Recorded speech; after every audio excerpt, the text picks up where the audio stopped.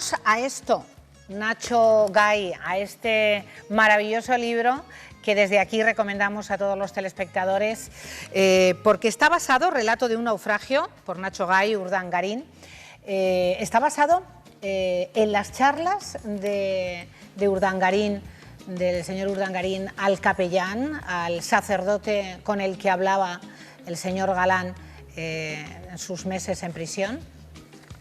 Bueno, en realidad hay muchas fuentes. Yo para hacer este libro, lo cuento en el primero de los capítulos, bueno, en la introducción, he utilizado 35 entrevistas a diferentes personas que conocen a Urdangarín, que conocen a la infanta Cristina o que los conocen a los dos o que los han tratado en los últimos años sobre todo.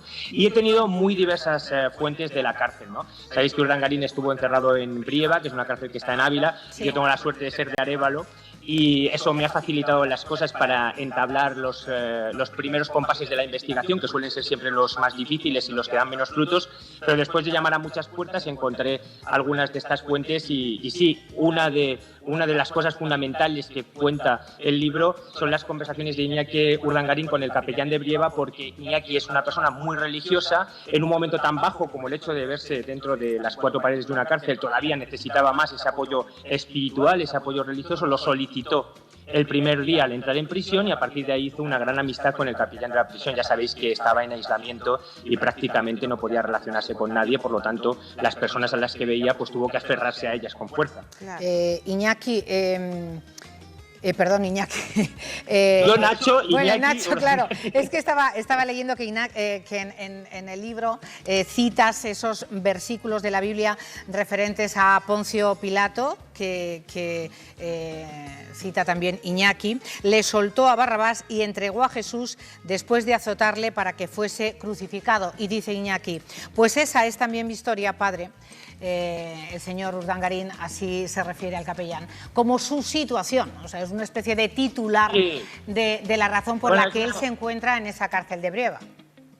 Bueno, es una metáfora. Yo creo que Iñaki Urdangarín, que ha cometido obviamente delitos, eso está demostrado y yo creo que es consciente, también se ha sentido a lo largo de este periodo como un juguete roto. Yo lo comparo como ese tipo que está corriendo con muchas personas los toros en San Fermín y de repente se da cuenta de que todos han saltado la barrera y él se ha quedado solo corriendo los toros. Y esto es lo que le ha pasado, ¿no? Sí, y él se ha sentido así, ¿no? Se ha sentido abandonado porque tanto la Casa Real, y eso ha quedado demostrado en el proceso judicial, ¿no?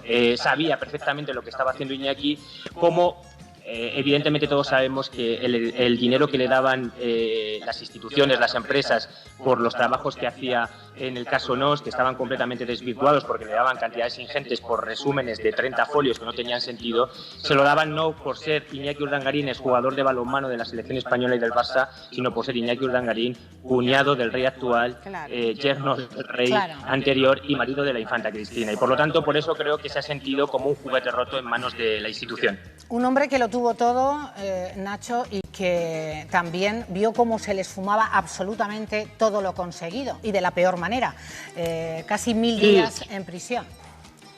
Sí, esto es un relato muy de cine clásico, ¿no? El tipo que lo tiene todo, que lo consigue todo, una especie de Gran Gatsby, ¿no? Que pues se casa con una infanta, tiene 2 medallas conseguidas en los Juegos Olímpicos con la Selección Nacional de Balonmano y por lo tanto es un héroe nacional del deporte. Acabó viviendo como el protagonista de un cuento de Disney en un palacio o palacete, el de Pedralbes. Es decir, lo tenía todo en ese sentido, ¿no? Es decir, todo por lo que luchó lo consiguió. No quiero decir yo que casarse con una infanta y tener un palacete sea lo mejor que puedes hacer en la vida, pero él lo tenía todo por lo que había luchado y de repente se ve en una celda y evidentemente lo pierde todo, ¿no? Y tiene que aprender a reconstruir su propia vida. Y yo creo que lo que ha pasado posteriormente cuando ha salido de la cárcel, esta traición a la infanta Cristina, tiene mucho que ver con ese trabajo que hizo interior durante la cárcel, ¿no? Leyó muchos libros de filosofía, de religión, tuvo muchas conversaciones y al final él salió convencido que necesitaba romper con la vida anterior que había llevado e incluso llevarse por delante la relación con la infanta para tener una vida después de salir de prisión. Digo que citas, Nacho, hasta el número de libros, ¿no? que le dio tiempo a leer. Unos 300, sí. Calculo que unos 300, según me han contado las personas que entraban en la celda y que le veían y demás. Tenía todos los libros apilados por toda la celda, no era una celda habitual porque ahí voy. tenía una sala de... Quiero que nos comentes un poco, porque claro, hay extractos, no es lo más noticiable, ¿no? Que no ha vivido con barrotes en una celda, bueno, como cualquier preso ordinario de nuestro país, sino que ha tenido una especie de loft. Hablas en el libro de un piso casi de estudiante un tanto revuelto, 400 metros, donde él ha tenido hasta bicicleta estática, una especie de office con su cafetito y sus delicatessen de comida, en fin, una cama de matrimonio. Bueno, la cosa es que ellos fueron muy listos. Evidentemente, como sabéis, se pactó entre el abogado de Iñaki Urdangarín y las instituciones del Estado. Obviamente pactaron que entrara en Brieva. Y esto facilitaba mucho las cosas, desde un punto de vista de la seguridad y desde un punto de vista logístico. Como era una cárcel de mujeres, tenía que estar solo en un pabellón de 400 metros. Y de esos 400 metros utilizaba unos 200. 100 de patio y 100 que más o menos estaban construidos en el interior, que eran una habitación con baño, más esa sala de estar que describes tú, que tenía una bicicleta estática frente al televisor, una cafetera y demás. Pero pensad que todo tenía una cierta explicación logística, porque tenía que tener cafetera o tenía que tener refrigerador, porque la cocina estaba en el otro edificio. No podía ver a las presas, por lo tanto era mejor que tuviese la bicicleta en su propio edificio. ¿Tú crees en las casualidades, Nacho? Perdona, ¿tú crees en las casualidades? No. Quiero decir que todo se podía justificar desde un punto de vista logístico, que fueron muy inteligentes eligiendo esta prisión, porque todos los beneficios penitenciarios o lo que podemos entender nosotros como prebendas prácticamente se podían justificar. Ojo, también te digo que yo he hablado con mucha gente de la cárcel, muchos funcionarios no están de acuerdo con el trato que recibió Iñaki Urdangarín en prisión, muchos funcionarios de Brieva, y me consta, entre otras cosas porque Brieva no decidió nada en este proceso como toda la gente puede imaginar. Es decir, ni siquiera instituciones penitenciarias. Todo el mundo sabe que instituciones penitenciarias depende en última instancia del gobierno de turno. Y obviamente, si esto desatase un cierto escándalo, el hecho de cómo vivió Urdangarín en prisión, no es un escándalo ni penitenciario ni que metan un lío al propio Iñaki Urdangarín. Es un escándalo en todo caso político. Y es quien organizó cómo iba a vivir este señor en prisión. Claro. Lo has definido perfectamente. Sí, al final describió cómo... Mira, tengo a los colaboradores mirándome que si me pudieran matar lo harían en esta charla, que yo voy a seguir preguntándote el tiempo que pueda, que no es mucho, pero quieren preguntarte, comentar algo y lógicamente no les voy a tener aquí sin poder abrir la boca. Fernando. Nacho, enhorabuena por el libro. Gracias. Enhorabuena por el título, porque me parece un título exacto y perfecto para el libro. Cuentas que en la celda donde estaba Urdangarín tampoco había locutorio. Claro. Por lo tanto, él tenía que tener algún sistema para comunicarse con su familia. En las cárceles españolas está prohibido el uso de móviles. ¿Cómo se comunicaba con las familias, con su propia familia? Bueno, pues esto es uno de los misterios que me ha costado más resolver, porque hay algunos testigos que efectivamente, y lo cuento en el libro, ven a Iñaki Urdangarín en varias ocasiones manipular un teléfono celular, un móvil. Yo no he podido confirmar 100% que hubiese tenido un móvil durante toda su estancia, entonces yo llamo a instituciones penitenciarias para que me cuenten un poco qué pasa, porque hay varias personas que sitúan a Iñaki Urdangarín con un móvil dentro de la cárcel que no se puede tener. Instituciones penitenciarias, y yo también le tengo que dar validez a su versión de los hechos, dice que en el caso de que Iñaki Urdangarín hubiese tenido un móvil, en ese caso lo hubiese tenido de motu propio, no en ningún caso hubiesen participado ellos. Pero también es cierto, y esto también quiero decirlo, que las infantas, Elena y Cristina, y las personas que les acompañaban a la cárcel, entraban sin ser cacheadas y sin pasar por ningún sistema de seguridad en esa prisión.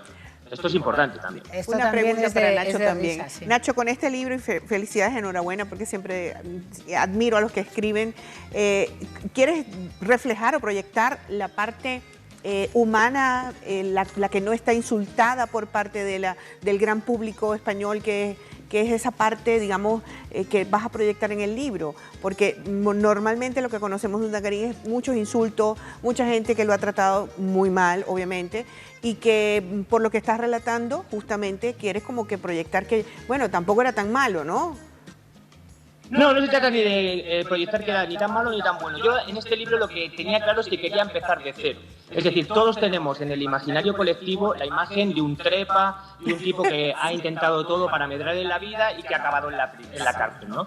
Pero ese tipo también tiene que tener sus razones. Y ese tipo también tiene que tener una evolución psicológica y personal. Y a mí me interesaba esa parte del personaje, ¿no? Es decir, analizarlo sin ningún tipo de estereotipo que nos hayan construido ya los medios de comunicación. Y he empezado el libro de cero. Y yo no salgo en defensa de Iñaki Urdangarín ni en su contra en el libro, sino que cuento su historia tal como me la han contado después de realizar 35 entrevistas y un trabajo de documentación y de investigación que ha durado meses. Y no me pongo ni de su parte ni no. Lo que pasa es que también, obviamente, recorro con él ese proceso de redención que ha vivido en prisión y que también hay que decir una cosa, él ha pagado, otros a lo mejor no, pero él ha pagado por todos los delitos que ha cometido. Eso también, Eso es que conste en acta, Nacho, por seguir el argot legal. Comienzas este libro hablando y retratando de forma minuciosa esas fotografías donde aparecía Urdangarín con Ainhoa. Lo terminas también haciendo una lectura del momento actual. ¿Sabemos cuál es el estado anímico de Urdangarín en este momento? Ahora mucho mejor, después de que han pasado pues, unos meses, se ha calmado la situación, ya no le persiguen tanto y demás, pero Iñaki Urdangarín yo creo que sufrió un golpetazo de realidad al salir de prisión, porque él creía que iba a poder romper con el pasado, que iba a poder volver a trabajar, de hecho se preparó para ser coach deportivo y ayudar a los entrenadores a preparar a los deportistas, pero sin embargo cuando salió se da de bruces con la realidad. No le contrata a nadie, porque si tienen que enfrentar a unas campañas públicas difíciles, ¿no? Por contratar a Iñaki Urdangarín, que ha estado en prisión, etcétera, no le quieren en ningún equipo. Tampoco se puede, por mucho que se haya separado de la infanta Cristina, sigue siendo el exduque de Palma, que entró en la cárcel, que cometió una serie de delitos, no ha podido quitarse todavía esa losa, y es cierto que durante los primeros meses, incluso durante el primer año completo, después de salir de prisión, Iñaki Urdangarín ha estado muy mal psicológicamente porque él creía que iba a tener otro tipo de vida al salir de la cárcel. Por suerte para él, en estos últimos meses las cosas han mejorado. Está con Ainhoa Armentia, tienen una relación amorosa, está perfectamente sana y ha acabado un poco de alguna manera la presión mediática porque ya no se les persigue permanentemente por Vitoria. Entonces está mucho más tranquilo y está intentando rehacer su vida y mucho más recuperado psicológicamente. También ya sabéis que esto, cuando entras en la cárcel, tocas fondo y esto es un proceso psicológico muy complejo. Nacho, me van a matar mis compañeros, que se me ha terminado el tiempo. Me estaría hablando, estaríamos hablando contigo que no han podido preguntarte apenas poca cosa, nuestros colaboradores. Felicidades por el libro, de verdad que da para mucho y yo creo que lo que dices, sin entrar en opinar sobre lo sucedido, cuentas después de esa documentación pormenorizada que ha realizado, lo que han sido esos casi 1000 días en prisión, cuál fue la situación inicial y das exclusivas, no hemos hablado de muchas de ellas, entre otras cuestiones la decepción del propio Urdangarín con la actuación de su entonces esposa, la infanta Cristina, que también así lo asegura, al contrario de lo que siempre hemos creído, que la decepción era a la inversa.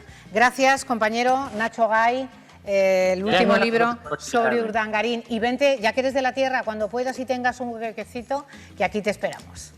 Ahí estaré. Un besazo, Chao, gracias, Nacho.